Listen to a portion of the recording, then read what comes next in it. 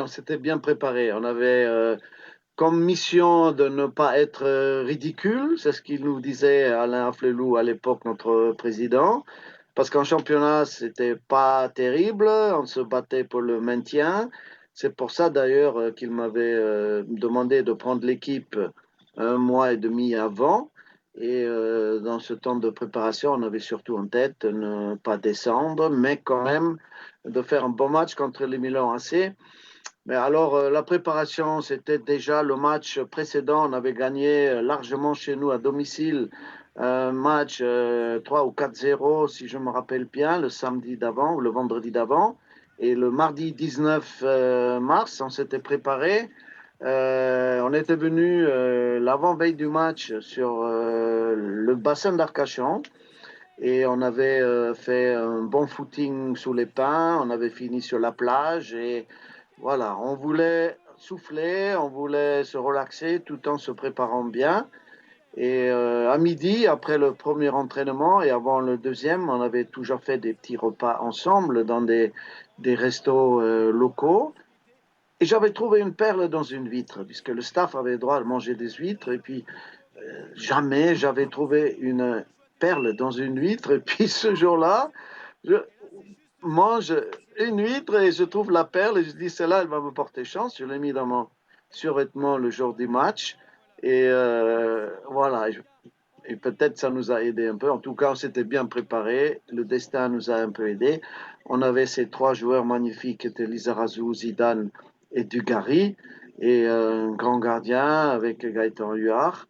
Et le reste de l'équipe avait vraiment aussi fait le maximum pour être au rendez-vous ce jour-là, inoubliable. Quel sentiment vous avez lorsque vous entrez sur cette pelouse et que vous trouvez ce stade Lescure comble avec une ambiance de feu?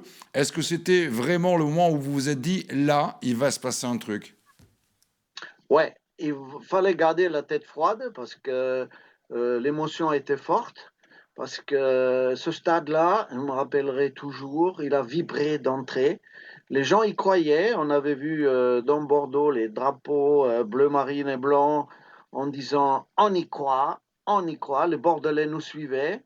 C'était quand même un très long parcours partant de l'Intertoto pour arriver en quart de finale de la Coupe UEFA. Et sentir tout ce public derrière nous, je pense que ça a poussé les joueurs et ça leur a permis de se surpasser. On avait envie, et c'était un petit peu mon discours d'avant-match, de marquer le premier but et de mener 1-0 à la mi-temps. Et d'ici on mène 1-0 à la mi-temps, le stade va encore vibrer davantage et vous allez être porté par ce public. Il ne faudra pas encaisser. Donc la défense devait vraiment faire bonne garde et nous avons réussi à marquer ce premier but à la mi-temps déjà 1-0.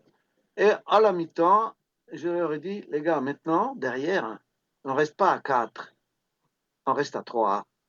Et toujours un de vous quatre va participer au milieu pour pousser davantage. Et nous avions tout misé sur l'offensive. Évidemment, le Milan voulait marquer, mais on avait Gaëtan Huard, on avait la bonne défense, et on a marqué ce deuxième but qui a créé carrément la folie au stade. Et je pense que c'est à ce 3-0, au troisième but, que Dugarry a marqué, que j'ai dû perdre la perle de ma poche, de mon survêtement, parce que je ne l'ai jamais retrouvé après.